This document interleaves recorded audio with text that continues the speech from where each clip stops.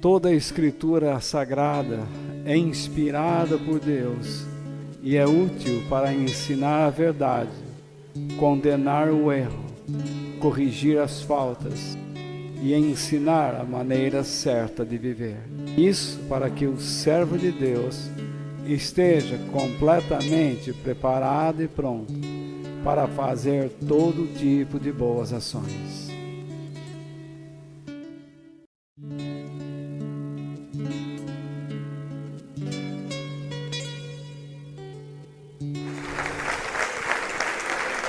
Nesta noite, eu já estou quase há um ano falando sobre fé com vocês.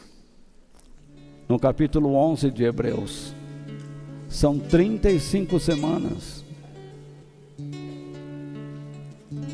falando sobre um assunto, vendo como certas pessoas tiveram fé, porque hoje em dia parece que só existe um jeito de ter fé: ou você é curado, ou você não tem fé, ou você fica rico, ou não tem fé.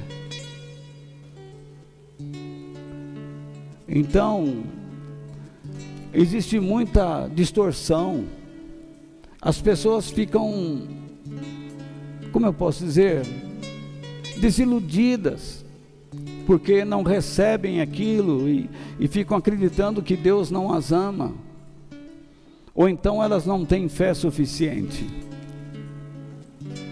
Você precisa parar com isso. Você precisa ser efetivo, frutífero. Deixe as outras coisas nas mãos de Deus, porque Ele sabe o que está fazendo. Nesta noite nós vamos falar sobre a fé de Raabe ainda. É a 4ª semana que eu vou falar sobre ela. E hoje é a última vez. Nesta noite, o tema é: ame a sua família e aceite as condições divinas. As condições que Deus impõe. O próprio tema já diz o que eu vou falar. Um pouquinho sobre família e um pouco sobre as condições divinas. Mas também pretendo falar sobre a sua onisciência e o modo como Ele aceita alguns e rejeita outros. Vou mostrar para vocês. Por que Ele aceita algumas pessoas e às vezes Ele não aceita algumas outras pessoas? Você sabia que isso pode ocorrer? Isso está registrado na Bíblia, não para dizer que Deus é injusto, mas porque Ele é soberano e Ele é onisciente. A onisciência é um traço, é uma marca, é uma característica de uma pessoa. No domingo passado, acho que a sua filhinha Ju, ela veio, abraçou, eu até estranhei. Aí ela olhou para mim e disse assim: como é seu nome? Eu disse: meu nome é Walter. Ela disse: posso fazer uma pergunta? Pode. Por que o teu cabelo é branco?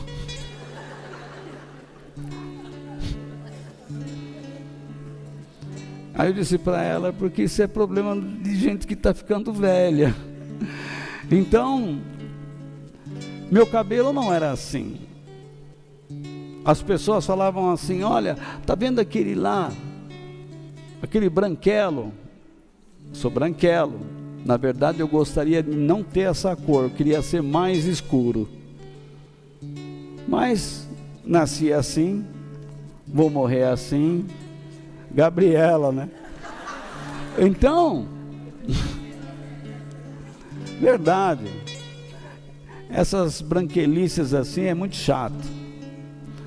Então, e a gente vive num país aqui tropical, que bom que eu pudesse ter uma corzinha mais escura, mas Deus não me deu esta felicidade.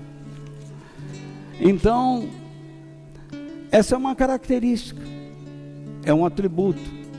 A cor dos meus olhos, verdes, está lá no documento, é um atributo. Eu não posso chegar, tenho os olhos vermelhos, não é. Eu não posso dizer eu sou negro, eu sou moreno, sou pardo, sou amarelo, sou vermelho. Não, você é branco. Eu não posso dizer que meu cabelo é de uma outra cor, meu cabelo é branco. São características. E uma das características de Deus é que Ele é onisciente. Ele sabe todas as coisas. Ele sabe o que nós não sabemos. Então, sobre essas coisas falarei, meditarei com vocês nessa noite. O versículo 31 de Hebreus 11 continua sendo o nosso verso base. E depois nos conduziremos a outros textos da Bíblia para alargarmos o nosso pensamento. Foi pela fé que Raabe, a prostituta, ela era uma prostituta, não morreu com os que tinham desobedecido a Deus. Porque uns morreram e ela não. Havia gente de bem naquela cidade, até pessoas honestas, pessoas direitas, porque em toda a sociedade existem pessoas boas e pessoas más, concordam? Então por que pessoas boas morreram e uma prostituta se salvou na destruição de Jericó? Aí então está escrito, pois ela havia recebido bem. Essa expressão recebido bem significa que ela recebeu as pessoas que Deus enviou naquela cidade debaixo dos termos do Senhor. Ela creu em Deus e ela, em harmonia com Deus, recebeu aquelas pessoas, se arriscou. Ela acreditou na missão deles e no que iria acontecer com aquela cidade. Essa foi sua fé. Então nós sabemos que Raabe é uma prostituta, ou foi, mas também ela foi dona de uma hospedaria e recebia muitos viajantes, de modo que ela ouviu as histórias. As pessoas vinham de várias partes do mundo de então e traziam notícias, dizendo: você não sabe o que aconteceu lá no Egito. O faraó perdeu todo o seu exército no Mar Vermelho. Mas como assim? Tinha um povo que era escravo, e o Deus desse povo o retirou de lá por meio de um homem chamado Moisés. E disse por aí que ele morreu no deserto, e agora tem um substituto chamado tal de Josué. E eles estão vindo aqui para Jericó. E a ideia é tomar essa cidade, destruir essa cidade. O Deus deles abriu o Mar Vermelho ao meio. Alimentou aquele povo no deserto. Deu a eles pão, deu a eles carne, deu a eles água, deu a eles proteção à noite do frio congelante do deserto, por meio de uma coluna de fogo, e durante o dia naquele calor intenso, sobre as areias do deserto do Sinai, Deus os cobria com uma nuvem a fim de lhes dar frescor, refrigério. Além do mais, esse Deus estava guiando esse povo pelo deserto e eles estão do lado de lá do Rio Jordão, eles vão vir para cá. O povo entrou em alvoroço, ficaram apavorados.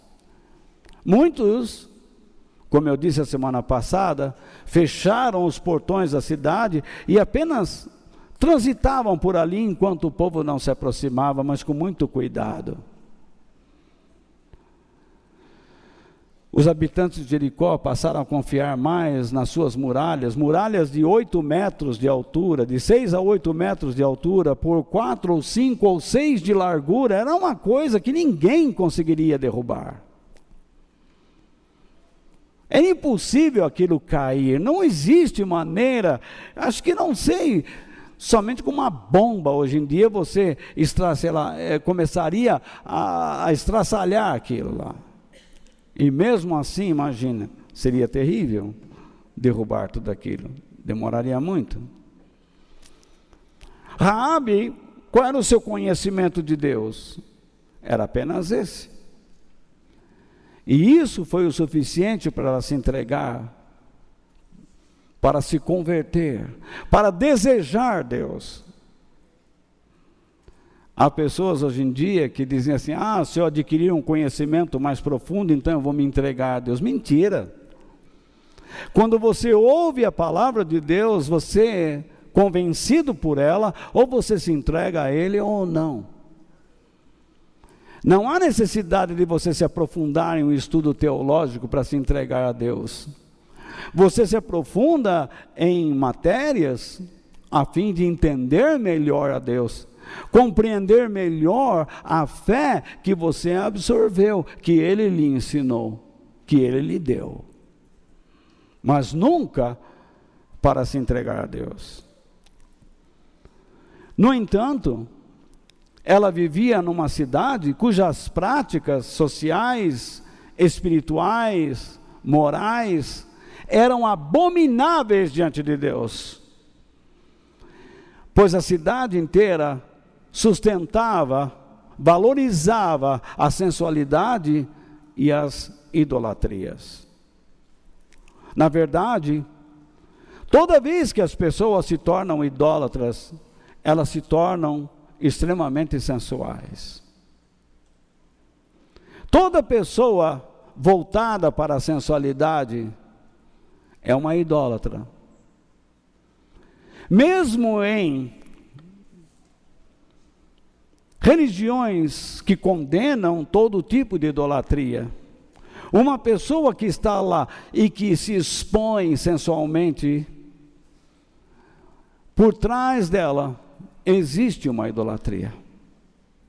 O sexo é uma idolatria, o dinheiro é uma idolatria, tanto que a Bíblia diz, o amor ao dinheiro é a raiz de todos os males. O que é idolatria? Idolatria é quando você coloca alguma coisa para substituir Deus na sua vida. Não precisa ser uma estátua, pode ser seu carro, sua casa, seus alvos, seus interesses pessoais, seus sonhos, seu filho, sua mãe. Se alguma coisa está dirigindo a sua vida e você está se afastando de Deus, aquilo é uma idolatria. E aquilo é abominável diante de Deus, porque isso faz com que você perca o rumo que Deus estabeleceu para você antes de você ter nascido. As igrejas hoje só pregam vitória, bênçãos, poder. Que poder? Se você toda hora precisa de oração, você não tem poder nenhum, você não tem vitória nenhuma. Que vitória? Só porque você comprou um carro, comprou uma casa e você chama isso de vitória? Você entrou numa dívida. E se a condição do mundo, econômica mundial mudar, você está frito. Que vitória? Vitória de fato é você chegar, como disse Paulo, no fim da vida, e dizer: combati o bom combate, terminei a carreira e guardei a fé. Isso é vitória. O resto não é não, é luta. Deus pode curar você, mas não chame isso de vitória, porque há muitas pessoas que foram curadas e não andam ao lado de Deus. Sequer querem entender a razão de sua cura. Muitas pessoas tiveram portas abertas por Deus e o desprezam, porque não querem entender a razão de Deus ter feito o que fez. Por acaso você já perguntou a Deus por que você está nessa igreja local? Qual é a razão maior de Deus ter trazido você para cá? Enfim, a condição espiritual e moral daquela cidade era abominável. Eles chegaram ao fundo do poço. E qual é a condição espiritual e moral do mundo em que nós vivemos? É até pior do que a de Jericó. É uma condição que afronta a santidade de Deus, desafia a Deus. A ONU, com suas filosofias, está desafiando a Deus. Governos, políticos, setores da sociedade estão desafiando a Deus, assumindo práticas que nos afastam dele.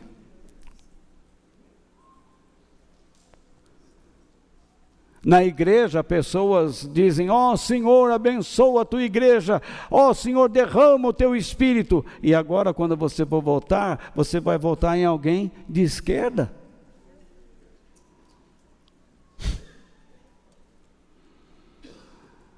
Que adianta você ficar pedindo a Deus que derrame graça de Deus, depois você vai lá e vota num poste?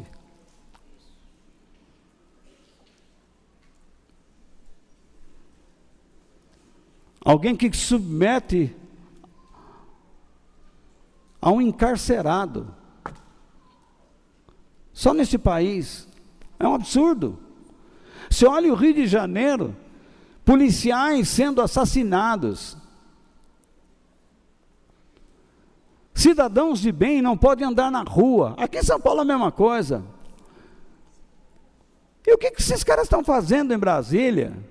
Prometendo que não vão fazer. De novo, em vez do povo fazer uma limpa, não, deixa aquela mesma bagunça, aquelas tralhas lá. No Rio de Janeiro, por exemplo, em vez de olharem para a situação que estão vivendo, eles resolvem multar agora quem tomar Coca-Cola com canudinho de plástico. Essa é a política de um país de bananeira.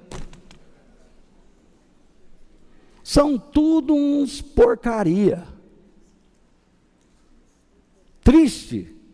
É isso. Em vez de se preocuparem com coisa séria, se preocupa com canudinho.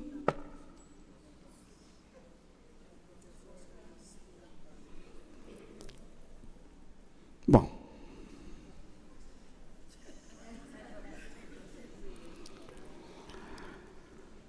Enfim, o nosso mundo está terrível, está de perna para o ar, está dos avessos. Você vê o povo na Venezuela comendo carne estragada para ter proteína, e o Maduro lá na Turquia gastando num jantar, cada prato $1.400.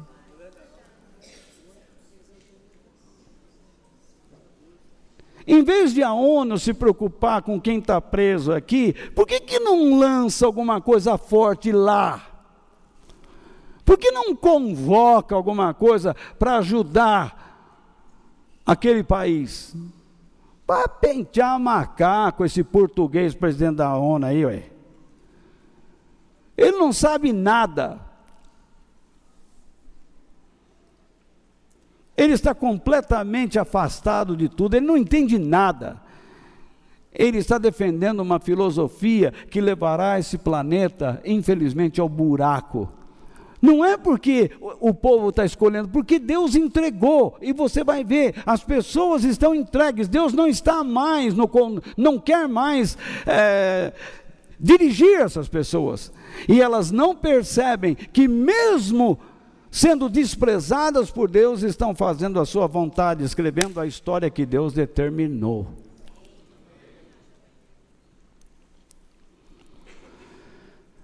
Então, como Raabe, nós somos pecadores inveterados.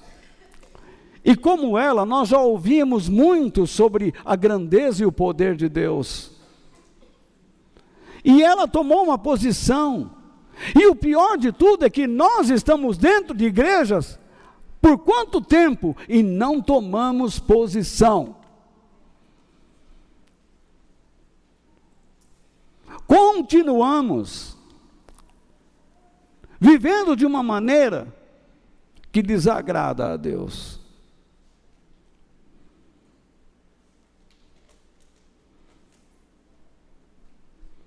Há pessoas que dizem assim, hoje é Santa Ceia, vai ser um dia de festa. Não, deveria ser um dia de choro. Ou a reunião hoje foi maravilhosa, você viu? O conjunto como cantou. Sabe, você deveria sair daqui com o coração rasgado. A vida cristã não está tendo mais sequência. Nós parece que ficamos bobinhos, nós precisamos de novidades para esquentar, para pegar no tranco. Nossa vida perdeu o motor de arranque.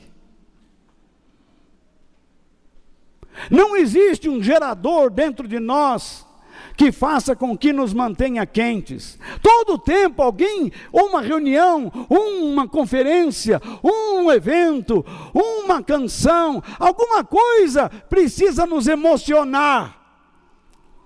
Quando a espiritualidade não tem nada de emoção, você tem que pensar. Quem você é? Para onde você vai? E para ir lá, o que você deve fazer? Quem você deve ser? E nós temos encontros em igrejas onde tudo vira festinha, dancinha, pulinho e promessas falsas. Deus tem anunciado sua mensagem por meio de seus servos fiéis e de igrejas que este mundo vai ser destruído. Assim como aqueles espias que entraram em Jericó e se hospedaram pela providência de Deus na casa de Raabe, disseram que Jericó seria destruído. Ela creu. Hoje muitos cristãos não acreditam que este mundo será destruído. Que antes disso virá um líder político. E o mundo se prepara para isso. Já está se falando da necessidade de uma moeda, da necessidade de um governo único. Mas quem terá a capacidade para governar? O diabo tem. E Deus já disse de antemão que Deus vai permitir que surja um líder político endemoniado. Ele será o anticristo. Nós não temos um nome dele. Pode chamar Jorge.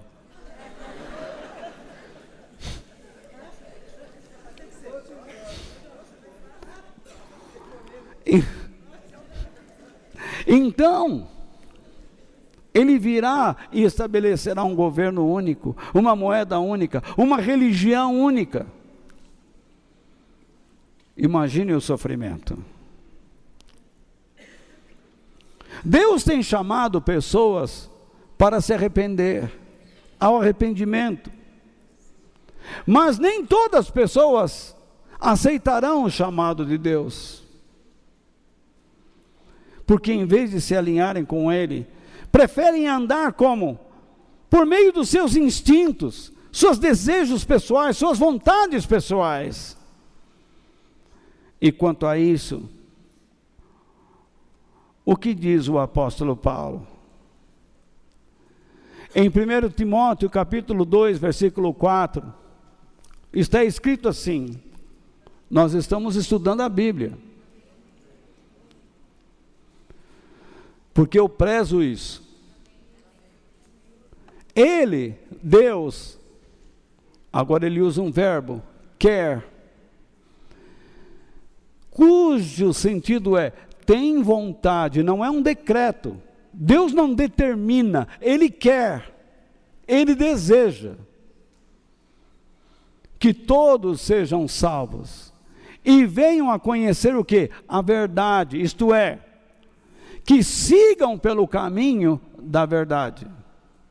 Então, o que acontece? Deus deseja que todas as pessoas encontrem nele um caminho de salvação, dessa futura destruição, e da destruição pessoal do próprio caráter, por meio do quê? De um caminho elevado que ele chama de verdade. E não é fácil andar nesse caminho, porque ele é um caminho estreito. Qual é a diferença de um caminho estreito e um caminho largo? Que no caminho largo você injeta quantas filosofias quer. No caminho estreito só existe uma, Jesus. Não tem mais. No caminho largo tem Bíblia, tem filosofia, tem psicologia mundana, tem um monte de coisas, teologia contemporânea, tem um monte de coisas. No caminho estreito só tem Jesus, Bíblia e o Espírito Santo. E a igreja.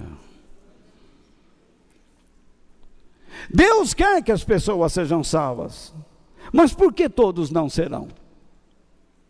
Repare que ele diz, ele quer que todos, mas por que não são? Devido à condição do coração. Agora reparem no que ele diz agora, em 2 Timóteo, eu coloquei só um T lá, mas é TM, o servo do Senhor não deve andar brigando. E agora danou-se. Mas deve tratar todos com educação. Deve ser um mestre bom e paciente, que corrige com delicadeza aqueles que são contra ele. Agora repare, pois pode ser, isso é muito grave, muitas pessoas leem e não percebem isso. Pode ser que Deus dê a eles o quê? A oportunidade de se arrependerem e de virem a conhecer a verdade. Pode procurar nas Bíblias antigas que não vai mudar o sentido, não. Quem define quem vai e quem não vai é Ele. Quem entra no trem, quem não entra, é Deus que decide. Não é você. Algumas pessoas estão numa condição que não tem mais retorno. Não existe mais recuperação. Mas Walter, Deus não é poderoso? Sim, mas Ele nos deu um livre-arbítrio. Mas eu não acredito nessa história. Não, e por que Ele rejeitou Saul? Por que Ele rejeitou Sodoma e Gomorra? Por que Ele fechou as portas, a porta da arca de Noé e não abriu para todos? entrarem naquela arca? Por que não construiu umas dezenas de arcas? Ele fez uma só. Deus está dando a chance agora. Tanto é que o apóstolo Paulo diz que nós não devemos desprezar esse tempo, que ele chama de ano aceitável, que o Senhor nos dá. Ele está aceitando.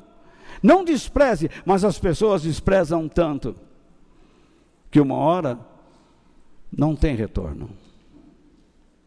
E você me pergunta, Deus é injusto? Ele faz acepção de pessoas? Não. Não faz. Ele não é injusto. Deus ama a todos, mas nem todos o amam. Eu duvido que todos que estão aqui amam a Deus do mesmo modo, como Ele espera, pelo menos. Alguns que estão aqui são mais interesseiros no que querem, e nunca pretenderam e nunca pretenderão servir a Deus. São apenas domingueiros. Pessoas que vêm a uma reunião, sentam-se aqui, mas não estão dispostos mais a sacrificarem suas vidas. Deus concedeu a Raabe o quê? A oportunidade de se arrepender, mas Ele não deu às outras pessoas essa mesma oportunidade. Por quê? O coração de Raabe ansiava mudanças, e o coração das pessoas ao seu redor, não.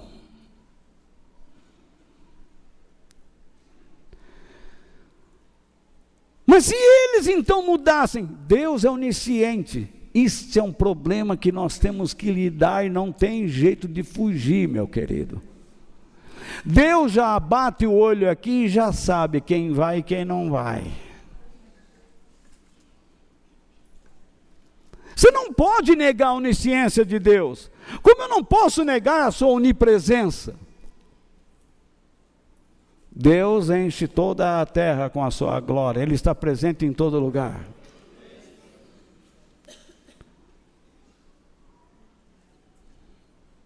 Ele é onipotente, Ele é todo poderoso, Ele pode todas as coisas, mas por que alguns nele conseguem e outros não? Esta questão de onipotência, não é questão que Ele vai fazer tudo qualquer coisa, aquilo que a gente imagina Ele faz, não! Isso tem a ver com a sua soberania. Por que Deus cura uma pessoa e não cura a outra? Porque Jesus entra no tanque de Betesda e cura somente aquele homem, que há 40 anos era levado lá, e os outros ficaram lá doentes. É uma questão de soberania. Ele é todo poderoso para fazer o que quer.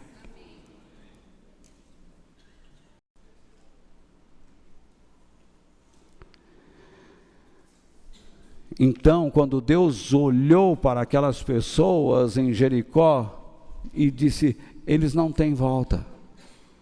E então Ele usa a sua soberania e diz, esta tem, e pega Raabe e despreza os demais. E é isto que Ele vai fazer, por ocasião da volta de Jesus.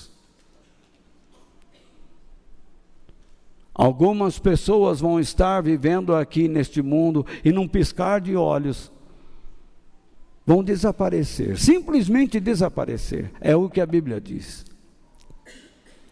Essas roupas caras ou baratas, não importa, que você usa, seja do shopping ou da rua 25. March 25th. Então, veja lá. Street, né? Então, se você está usando essa roupa, ela vai ficar aí.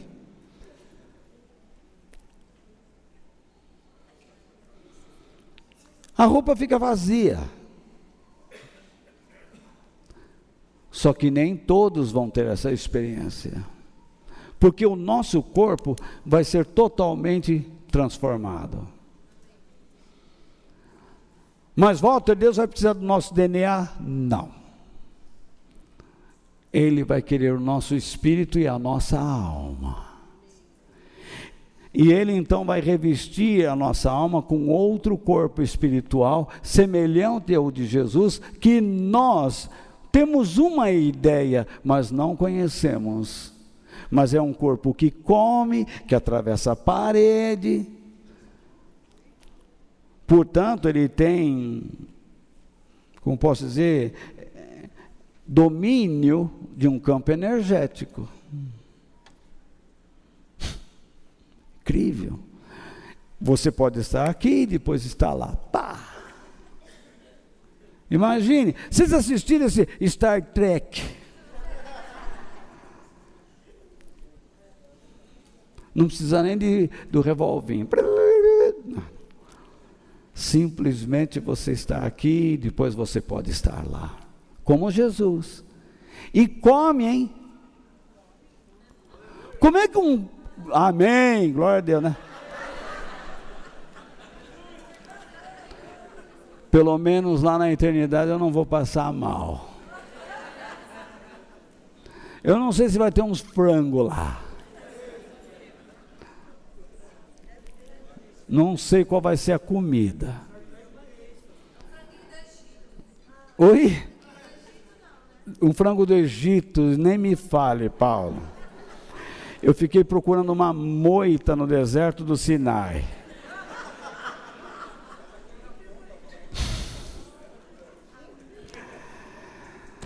Enfim. Não sei se na eternidade eu vou poder comer alho. Acho que vou. Então, Deus está dizendo, se você não é comprometido com o reino de Deus, por que eu tenho que te escolher?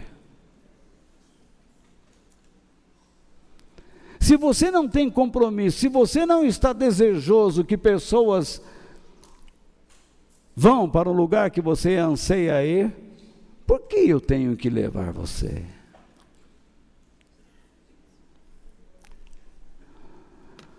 Mas Deus aceita alguns e dispensa outros? Sim. Eu quero que você repare nas palavras do apóstolo Paulo em Romanos capítulo 1, a partir do verso 28 até o 32, mas você pode ler o capítulo inteiro se quiser em casa. Eu coloquei aqui nos slides. E como não querem saber do verdadeiro conhecimento a respeito de Deus, olha a razão. Tem pessoas que estão na igreja e não estão nem dispostas a conhecer Deus. Já começa por aí.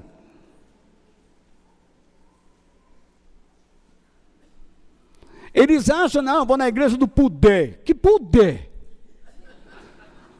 Nessa igreja tem poder. Não, é poder, não é poder. Tem pastor que diz assim, comigo não. Esse negócio de estudar, de aprender, não. Para mim é tudo pelo meio do Espírito. Vai nessa conversa. Vai nessa conversa. E você vai ver onde você vai parar. Esse pastor, ele é louco. Porque Jesus sempre incentivou e sempre incentivará que nós aprendamos as Escrituras, portanto, que nós sejamos inteligentes, que nós sejamos sábios, prudentes, estudiosos. Todo país, na história geral, que adotou a Bíblia, se tornou um país gigantesco, poderoso. Outro tipo de literatura tornou um país miserável. Você quer saber? Pega esses livros budistas, olha os países budistas e você vai ver um bando de miseráveis sujo. Veja os países islâmicos que adotaram o Alcorão, são briguentos. É como Deus diz, são que nem jumentos bravos. Mas olha os países que adotaram a Bíblia, se tornaram países que enviaram tecnologia, conhecimento, enriqueceram outros povos. Mas Satanás é esperto. Ele fez com que a Bíblia saísse dos bancos escolares, das famílias. E agora estão se perdendo nas drogas, na sensualidade.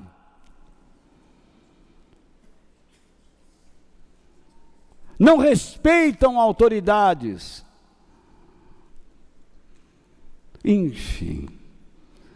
Uma vez que as pessoas não querem aprender, estudar, meditar,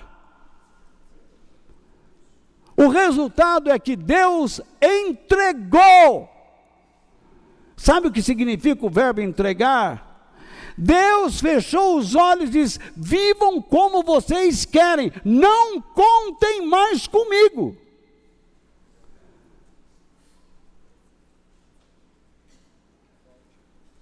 É isso que ele está dizendo. Desprezou os seres humanos aos seus maus pensamentos, de modo que eles fazem o que não devem. Estão cheios de todo tipo de perversidade, maldade, ganância, vícios, ciúmes, crimes de morte, brigas, mentiras e malícia.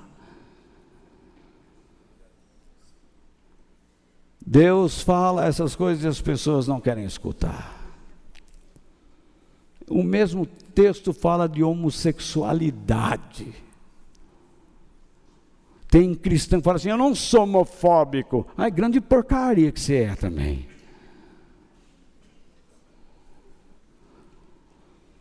Hoje uma criança entra na escola, 20 dias depois, ela olha para a mãe e fala: mãe, eu não sou homofóbico. Uma criança. Esse tipo de porcaria de escola que você quer, é isso que a ONU quer nos dar no mundo inteiro.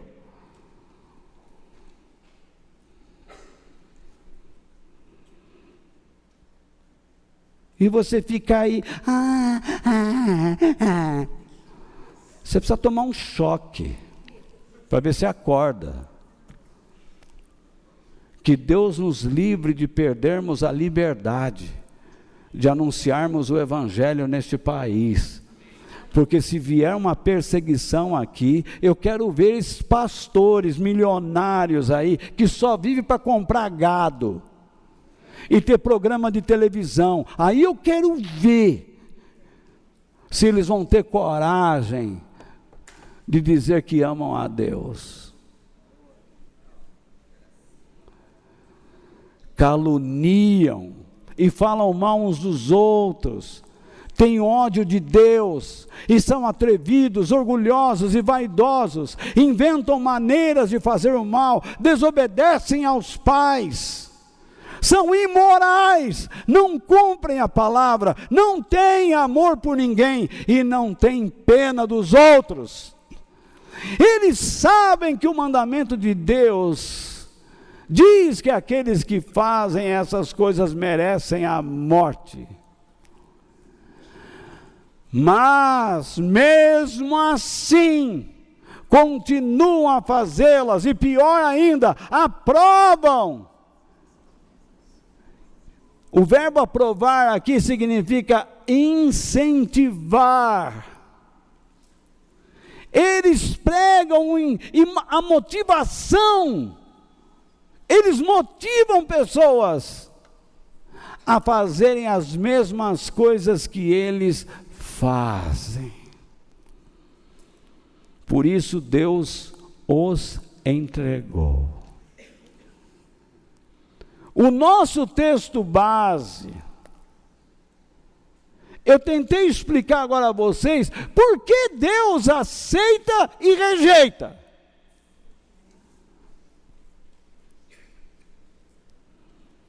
E se você não abrir os olhos, você pode chegar a esta condição.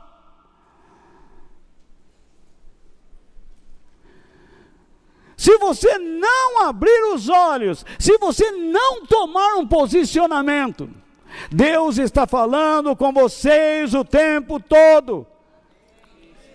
Vocês estão sentados em um lugar sério.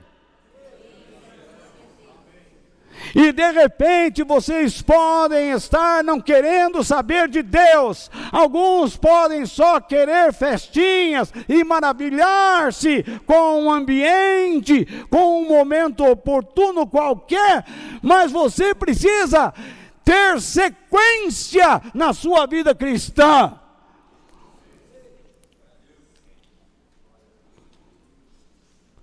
Você não pode viver por momentos emocionais.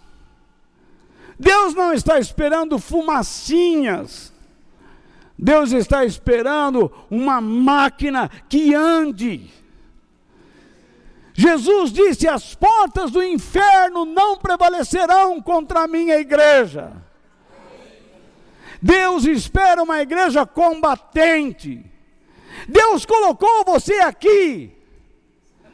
E se a alguns Deus deu a capacidade para monitorar, supervisionar, fortalecer outras pessoas, que vocês façam isso moderadamente, adequadamente, e não fiquem buscando geysers, aguinhas que saem do chão. Oh, que maravilha! A maravilha está no teu trabalho.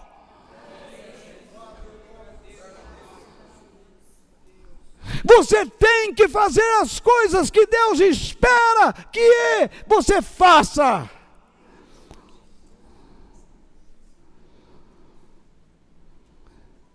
Porque o tempo está acabando.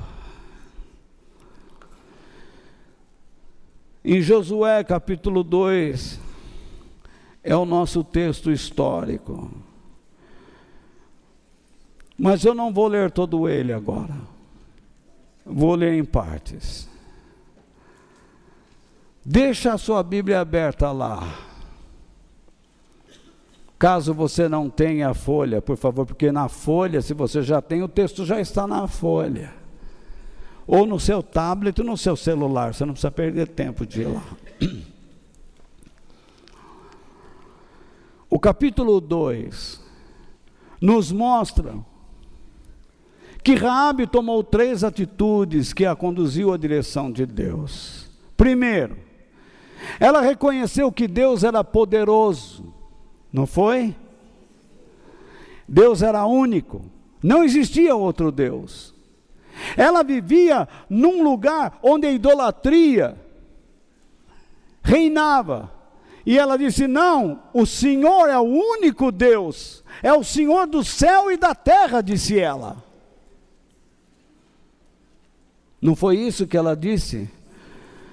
Nos versículos 8 ao 11.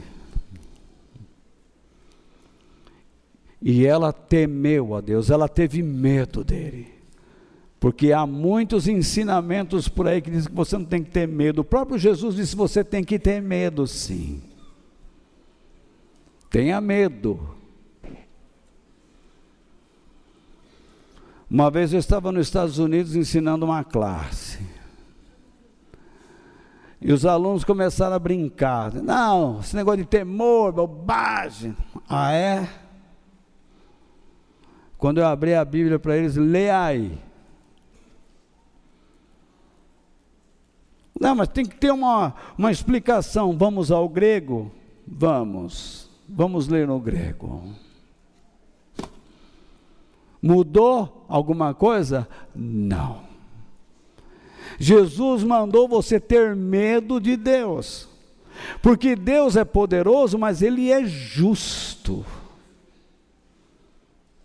Ele não vai premiar pessoas que vivem para desagradá-lo e fazer mal ao seu semelhante. Fazer mal ao semelhante não é simplesmente prejudicar, mas também se omitir, deixar de dar ao próximo o que ele precisa. A omissão é um dos grandes pecados que nós cometemos. Raabe reconheceu que Deus poderia lhe dar a salvação, não só ela, mas a sua família, e livrá-los todos de uma destruição futura. Ela reconheceu também as imposições que Deus lhes deu, e ela aceitou. Tem gente que hoje fala assim, você tem que ler a Bíblia. Mas na minha religião de John Vim não precisava ler, mas agora precisa.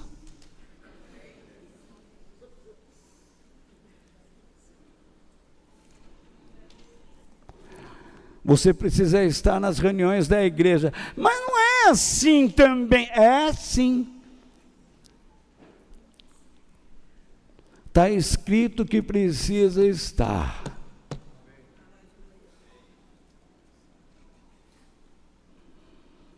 Porque se você começar a se acostumar a não estar, você deixa de ouvir. E você começa a deixar de crer. E mesmo assim, pessoas que estão aqui todo domingo ouvem, e parece papagaio. Só aprende a repetir, mas não tem coração para guardar. São pouco inteligentes.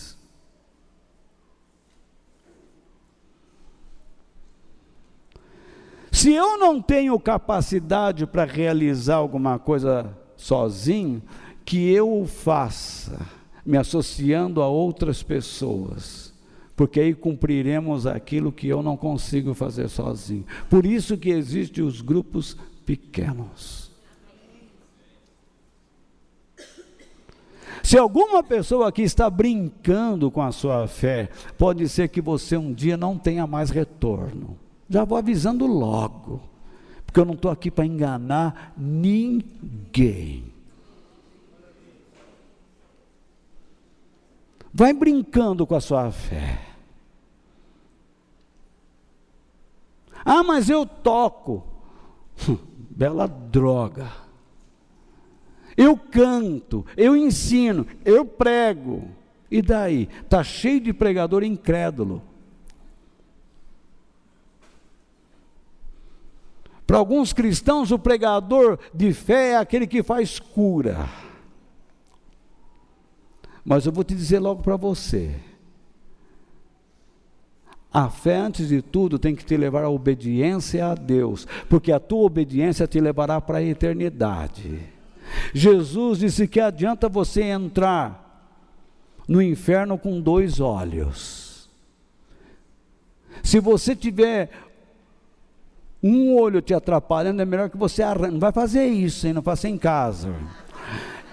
Isso aí é só uma analogia. Tira esse olho para entrar pelo menos no céu com um olho só, do que cair no inferno com 2.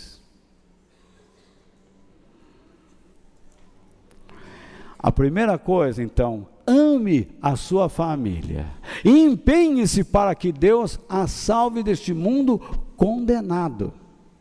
Os versículos 12 e 13 dizem o quê? Vamos lá. Então agora jurem em nome do Senhor e prometam que vão ser bons para a minha família, porque eu também tratei vocês com bondade. Para isso peço que me deem um sinal que não deixe dúvida. Salvem o meu pai, a minha mãe, os meus irmãos e as minhas irmãs e as famílias deles. Não deixem que nos mate. Você crê que este mundo está condenado? E o quanto você intercede pelos teus? Se você crê que este mundo está condenado, o quanto você luta pela sua família, para que eles possam entender isso também? A vontade de Deus é que você e sua casa sejam salvos. Não foi essa a palavra que Paulo deu ao carcereiro em Filipos? Crê no Senhor Jesus e serás salvo tu e a tua casa. Todo todo pai, toda mãe, todos os pais, todos aqueles que têm um lar, eles não devem descuidar em momento algum de sua família. Por quê? Veja o que diz o apóstolo Paulo em 1 Timóteo 5:8. Porém, aquele que não cuida, isto é, não provê, não expressa consideração dos seus parentes, especialmente dos da sua própria família, negou a fé, e é pior do que os que não creem, isto é, daqueles que são infiéis a Deus, pagãos, rebeldes, ímpios. Se você não se assenta com seus filhos, se você não leva a tua família à presença de Deus, você é um pagão, pior que um pagão, segundo o Espírito Santo.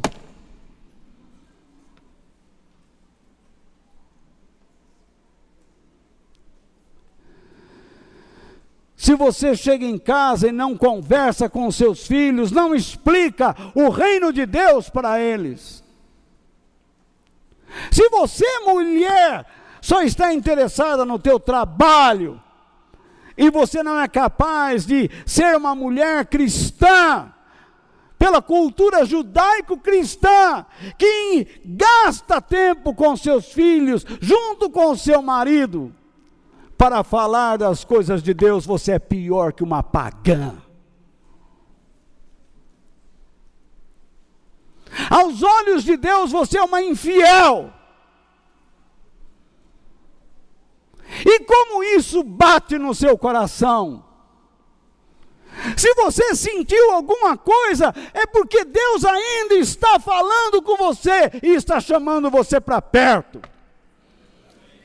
Mas se você não sente nada, se você está dizendo, isso é besteira, é porque você está rejeitando o verdadeiro conhecimento de Deus, e então você está em crise, a ponto de ser rejeitado.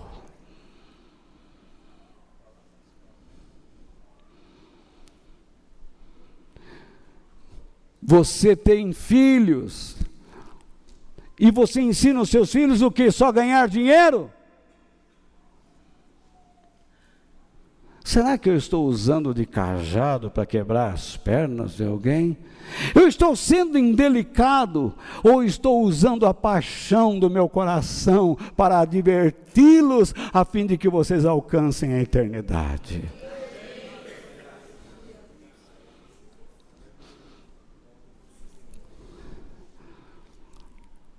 Homens, mulheres, não descuidem de suas famílias. Vocês, homens, são os meios pelos quais Deus provê tudo para a sua casa. E vocês, mulheres, são a sustentação do lar e da espiritualidade de seus maridos.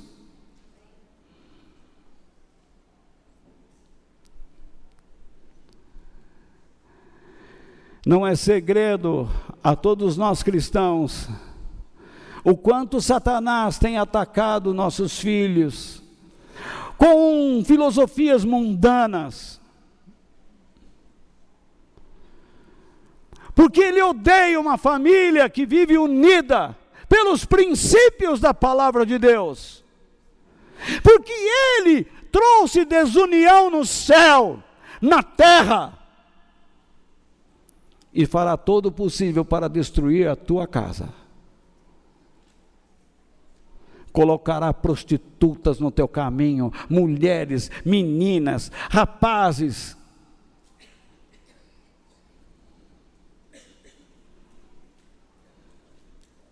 Marido e mulher precisam viver um para o outro, e ambos para os filhos.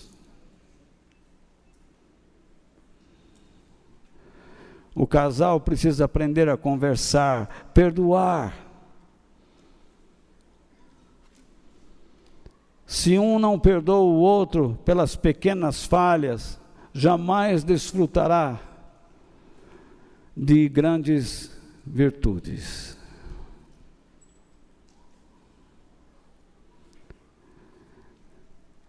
Amar é construir o outro. Amar não é ficar sentido. Ai, você me ama. Amo. Do papo furado. Coisa de novela. Amar é construir o outro.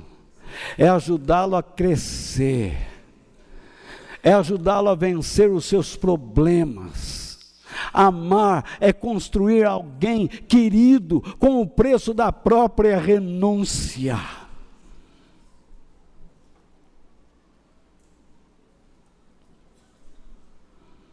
É isso que vocês namorados deviam aprender logo de cara.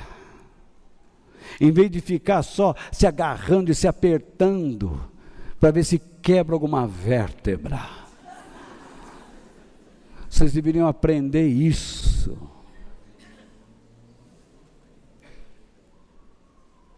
É isto que Deus espera do filho dele. Quem não está disposto a esse sacrifício nunca saberá o que é a felicidade de um lar.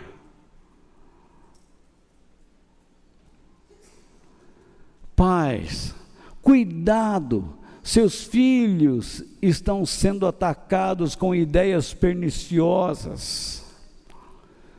Conquiste-os, encontre tempo para eles. Eles ouvirão e seguirão os teus conselhos se você tiver tempo para eles.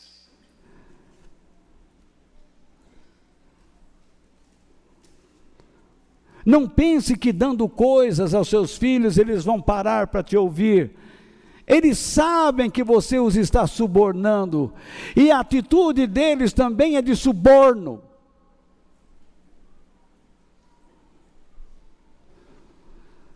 Sejam homens e mulheres de Deus, para que os seus filhos saibam quem vocês de fato são.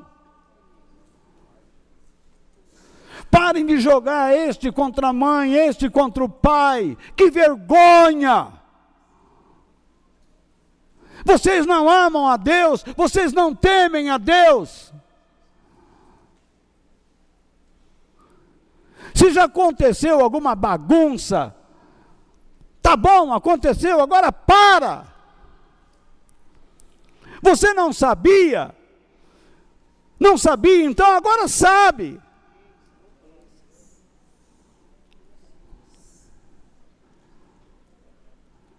Tomás de Aquino, um pregador do passado, homem estudioso, um frade, dizia que a família constitui para os filhos um útero espiritual. Os pais devem ser amigos e confidentes, e não os tiranos dos filhos. Há certos pais que parecem monstros.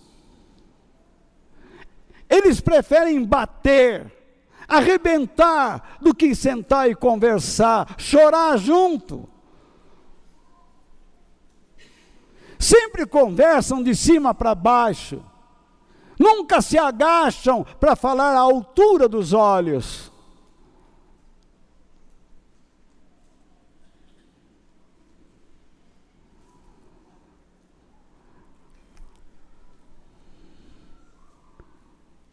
Vocês sabem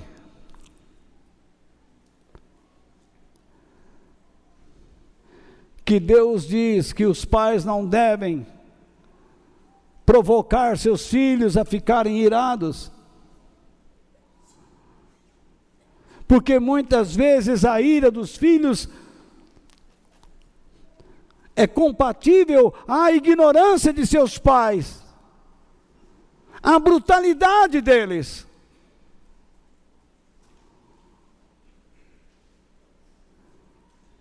Se vocês não aprendem os princípios da família cristã,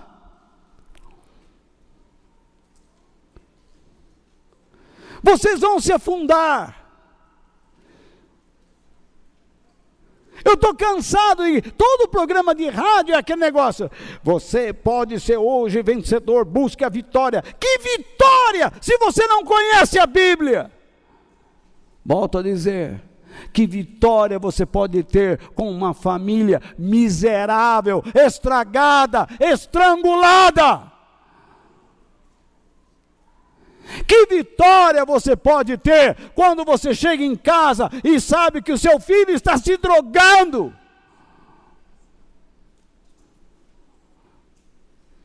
Você vai ficar batendo palma e dançando? Ou vai chorar?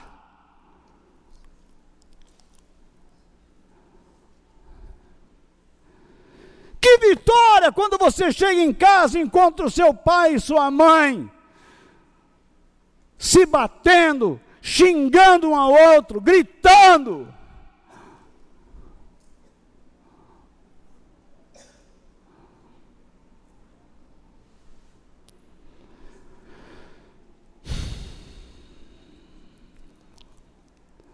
A família é a igreja doméstica. É nela que os filhos aprendem com os pais a importância da fé em Cristo. É no colo da mãe que a criança deve aprender a orar e viver os princípios da mensagem de Deus para ser bem-aventurada no reino do Senhor, que por enquanto se exibe sobre a terra por caráter espiritual. Assim como Noé construiu uma arca, que não podia ter brecha, para que nenhuma água entrasse lá, nenhuma gota d'água entrasse lá para não afundar. Todo casal deve construir uma família sem brecha, para que a influência de fora não entre. Mas você reclama do seu filho para mim. Walter, fala com meu filho. Falo, porque você não fala. Converso, porque você não conversa. A maioria não fala. A maioria não se assenta. Você está vendo a canoa virar, o barco afundar, e você tem o poder de Deus diante de si, e você não sabe como agir. Alguns chegaram aqui já com a canoa virada, e precisam realmente do trabalho de Deus. Você não sabia como agir, e agora Deus está usando a sua vida, e você começa a perceber que a sua família vai se aproximando da eternidade. Isso é vitória.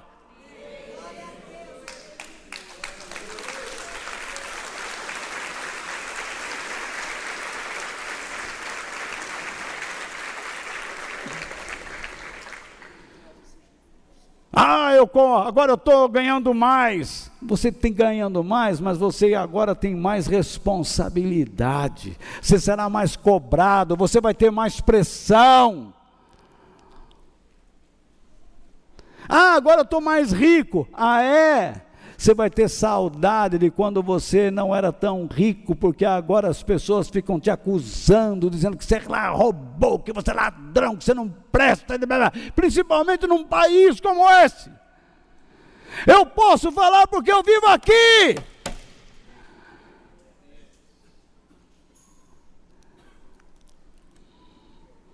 Parece que é pecado alguém prosperar na vida.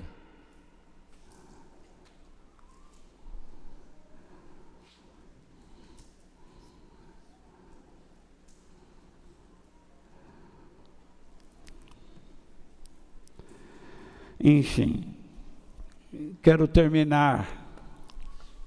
Como vocês percebem, falei bastante.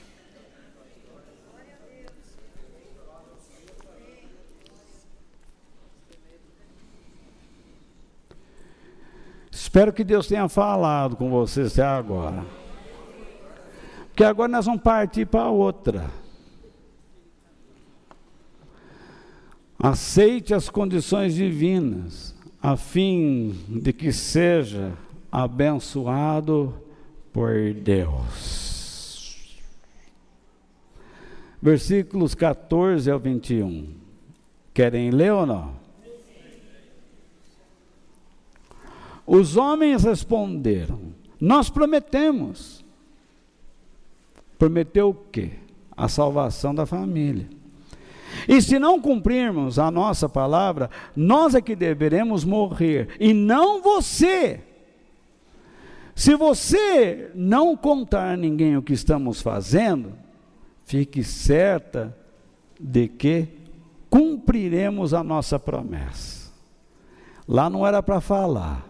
Hoje em dia Jesus diz: fala. Se você não falar, Jesus diz: eu não vou cumprir nada na sua vida. Se você não tiver compromisso com o Evangelho e com o reino de Deus, eu não tenho compromisso nenhum com você. Porque aquele que se envergonhar de mim diante dos homens, eu me envergonharei dele diante do meu Pai. Eu sei que alguns entram aqui e escutem eu falar e ficam desesperados para ir embora. Você não precisa ficar aqui como um prisioneiro. Mas como eu gostaria que Deus lhe desse a graça de se alinhar com Ele, como eu expliquei. A alguns Deus dá, a outros Deus não vai dar mais. E Ele é ruim? Não, simplesmente é onisciente e está exercendo a sua soberania. É difícil para a nossa cabecinha, o nosso cérebrozinho, entender isso. E aí fica essas discussões teológicas. Aceita e pronto.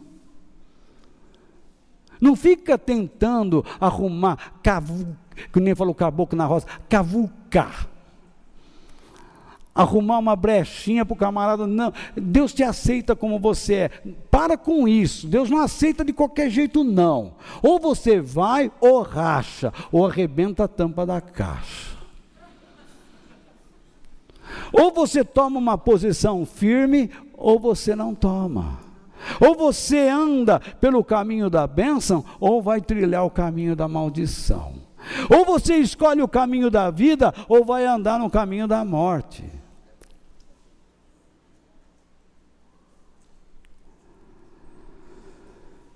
Raabe morava numa casa construída na muralha da cidade. Verso 15. Por isso ela pôde fazer os espiões descerem pela janela usando uma corda. Ela disse: vão para as montanhas, senão os homens que estão procurando vocês vão achá-los. Escondam-se lá 3 dias, até que eles voltem.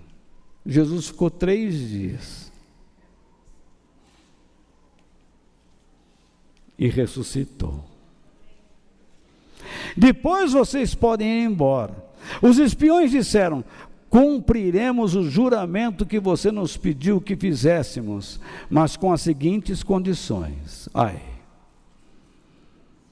Tem gente que fala assim: não, é só pela graça, Deus deu. Não, tem condição. O primeiro passo na direção de Deus é Deus que te chama. Aí depois você tem que querer ir. Porque se você não tiver vontade de andar com Ele, você está fazendo a sua escolha. Quando invadirmos a sua terra, amarre este cordão.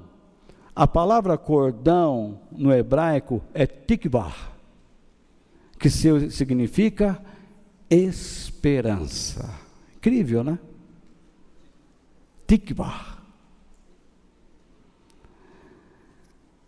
Amarre este cordão vermelho na janela de onde você nos fez descer.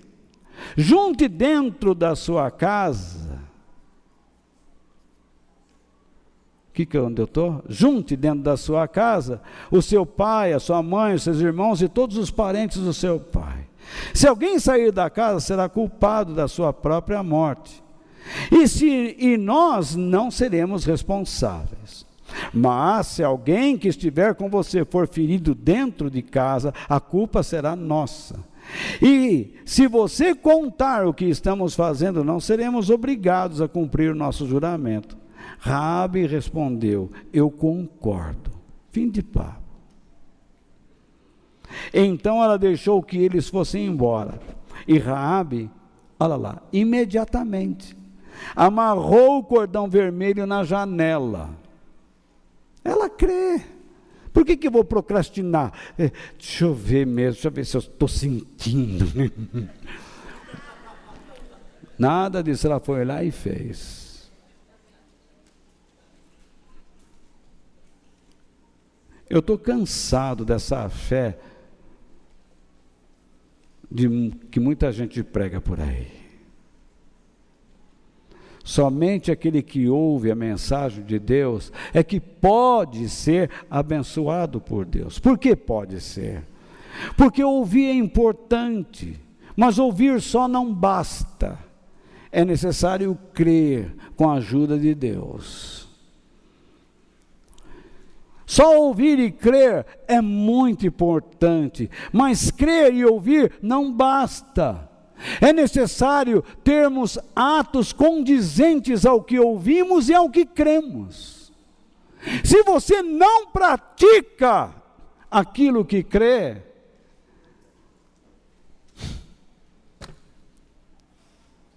portanto, a fé verdadeira, ela gera em nós atitudes de obediência. Assim como você quer que seu filho lhe obedeça, Deus estabelece algo do céu: meus filhos terão que ser obedientes. Isso não quer dizer que você não pode cometer algum deslize. Não estou também sendo um camarada radical numa expressão assim fantástica do termo. Na verdade, eu estou dizendo que às vezes você pode até errar, porque somos falhos, mas você volta. Raabe recebe um cordão vermelho e amarra na janela, a fim de que ele fosse visto pelas pessoas quando entrassem em Jericó para destruí-la. Mas eu pergunto, quem destruiu Jericó? Foi um exército ou foi Deus? Não foi um exército, foi Deus. O povo de Israel queria olhar onde estava a casa de Raabe. Se Raabe fosse obediente, Israel não precisava nem procurar. Deus ia deixá-la de pé. Deus derrubou toda a muralha e só a casa de Raabe ficou em pé, segundo a palavra de Deus. Por quê? Porque ela creu em Deus. Foi Deus que preservou a sua vida, e não propriamente as pessoas que disseram: se nós virmos o cordão vermelho. O cordão vermelho estava lá, mas quem viu o cordão vermelho antes do próprio povo foi Deus. Quando o povo de Israel saiu do Egito, o que o anjo da morte procurava ver? Ele não abria a porta dizendo assim: boa noite, está tudo aí? Ele via se tinha sangue no batente, e passava e não havia morte lá. O cordão que Raabe pendurou não foi uma tábua de salvação, mas uma atitude de fé e de obediência. Muitas pessoas acham que a frequência a uma igreja é a sua tábua de salvação. Eu estou com o povo de Deus, Deus sabe, olha, eu vou todo domingo na igreja. Porque eles pensam que frequentando uma igreja, eles vão para a eternidade, vão escapar de um mundo condenado. Mas não vão escapar. Jesus foi muito claro. O ramo que não der fruto, o Pai corta e joga no fogo para ser queimado, destruído. É Deus quem joga, o Pai joga.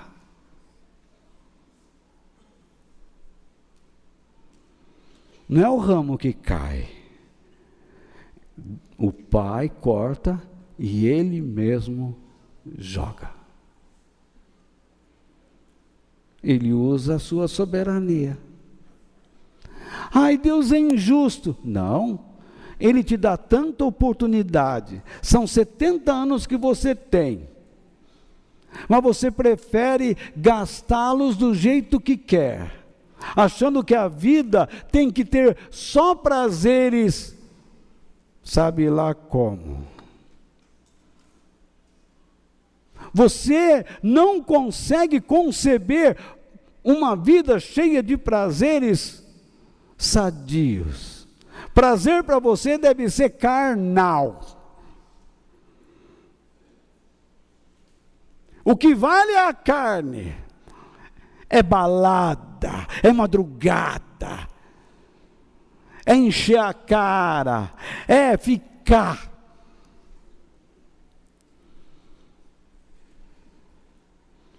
É se enroscar um no outro.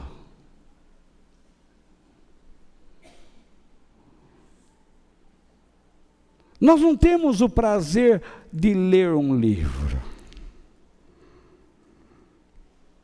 Perdemos, ou estamos perdendo. Não temos prazer de estarmos aqui.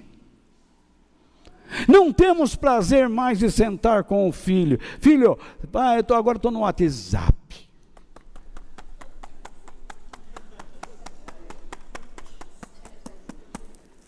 Todo lugar que você vai, na fila do elevador, o cara sabe que está descendo e...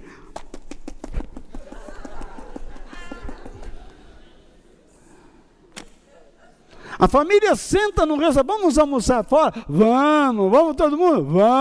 Vão no carro assim. Sentam no restaurante.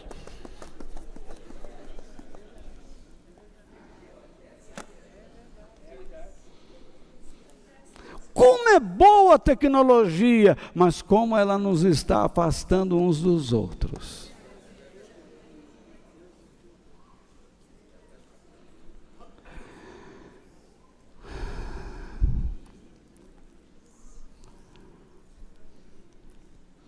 Satanás não se preocupa se você frequenta uma igreja. Desde que você não confie no sacrifício de Cristo, não se comprometa com Ele. Porque não basta apenas acreditar historicamente no sacrifício do Senhor. É necessário se comprometer com aquilo que Ele nos deu para ser feito. Jesus voltará, sem dúvida alguma voltará. E Ele buscará que tipo de pessoas? Frequentadores? Ele buscará pessoas comprometidas com Ele em palavras e ações. Essa é a minha esperança, que nós nos empenhemos a amar as nossas famílias, lutarmos por ela, mudarmos o nosso comportamento. Você, homem, eu quero criar um ministério para homens aqui nesta igreja. Logo em breve. Eu só preciso dar uma restabelecida. Que soninho. Está roncando, hein? Então, que vergonha. Mas veja lá. Então veja bem. Agora perdi. Entrei no mundo dos sonhos, né? Então eu falei, vou criar um ministério para homens. porque eu percebo que não é que nós vamos ficar ali toda vez que nos reunimos, ficar sentando a rir, porque não valemos nada. Não, vamos aprender como sermos homens de Deus. Vamos orar juntos, vamos orar pela nossa família, vamos buscar alvos cristãos, simplesmente isso, nas segundas-feiras à noite. Vamos sentar aqui, vamos orar junto. Quem quiser vem, quem não quiser, vai lá.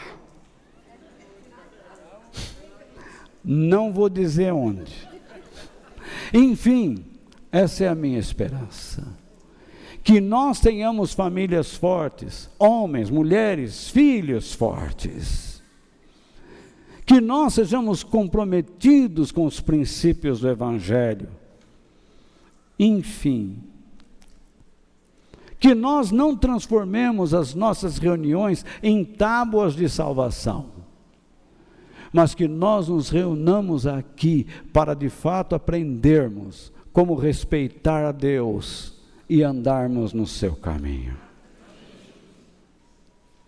Deus disse por meio de Moisés: vocês estão recebendo os ensinamentos do Senhor. Passem esses ensinamentos aos seus filhos, ensine-os. Mas parece que os pregadores da atualidade, os homens da fé, se esqueceram de falar isso. Se esqueceram de falar que se você descuida da sua família, você é pior que um pagão. Você está querendo se casar, não é? Com a moça e o rapaz dos seus sonhos, porque você pensa que a sua vida será uma eterna lua de mel. Lamba bastante nos 7 dias, porque depois você vai ter que comer muito sal.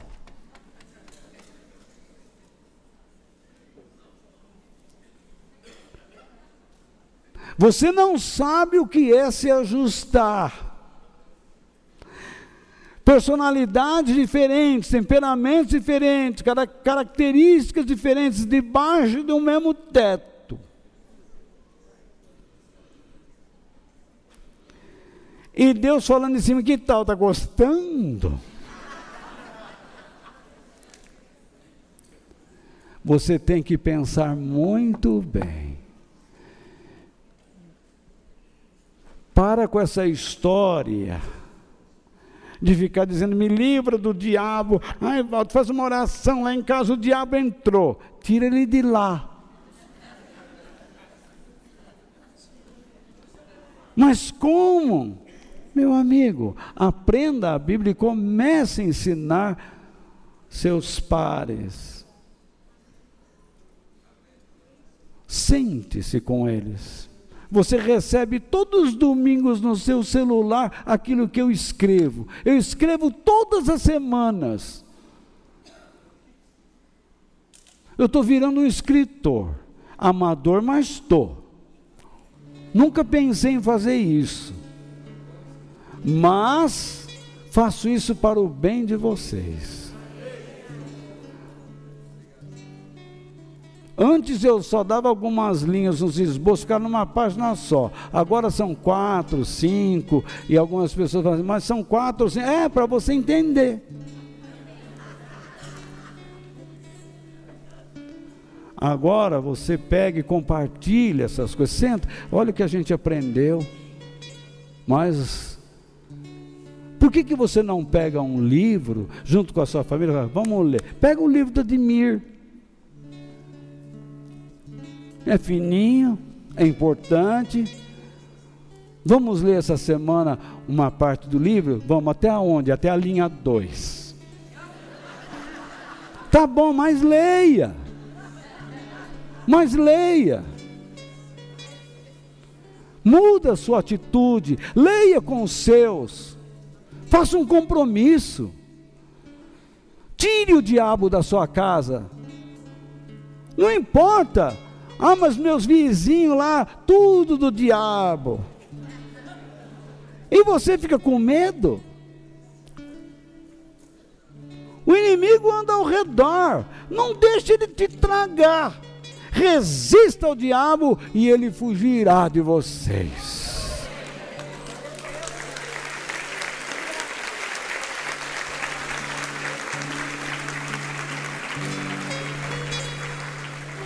E quer saber de uma coisa? Que Deus nos abençoe.